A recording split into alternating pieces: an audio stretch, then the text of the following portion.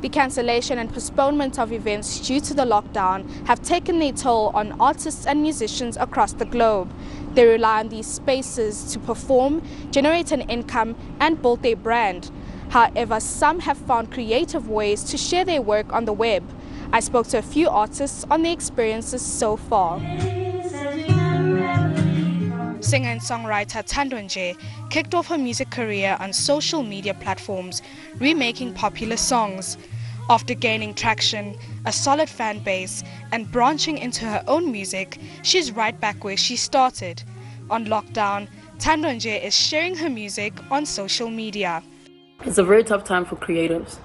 You know, not being able to go on tour, not being able to do our regular radio interviews, interacting with our fans, interacting with people, just, you know, being able to be on the road, you know, sharing your music with the people.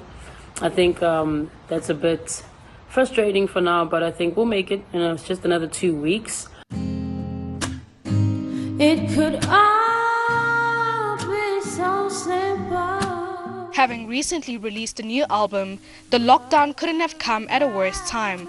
But Thando Nje sees this as an opportunity to be even more creative. You're able to sit back and think of new and innovative ways of sharing art. You know, it's not that simple anymore. You don't just do a show, you don't just do a festival. Now we have to think out of the box. The lockdown has some benefits for house, gqom and amapiano DJ Mandisa Khatebe, popularly known as Durban Gogo. She recently featured on the Lockdown House Party show, intended to entertain viewers at home. My initial reaction when learning about the lockdown and how it would affect my work was obviously a bit of fear, because our industry is based a lot off of human interaction and, you know, seeing people face to face and that exchange of energy between obviously DJs and the crowd.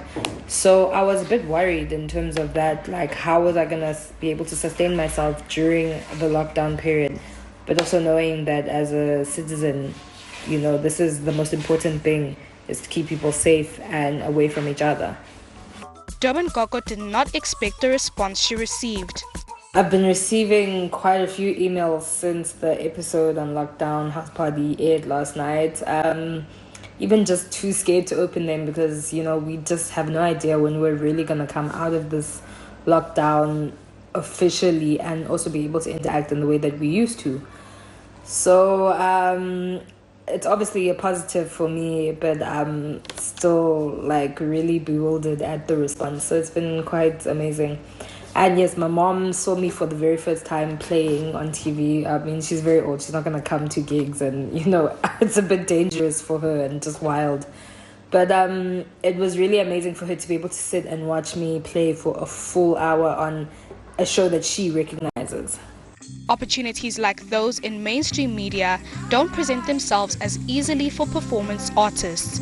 Singer and songwriter Leon John describes his experience so far. For performing artists, particularly live artists, you can't do anything. You need a whole band. I have an 8-piece band that I work with.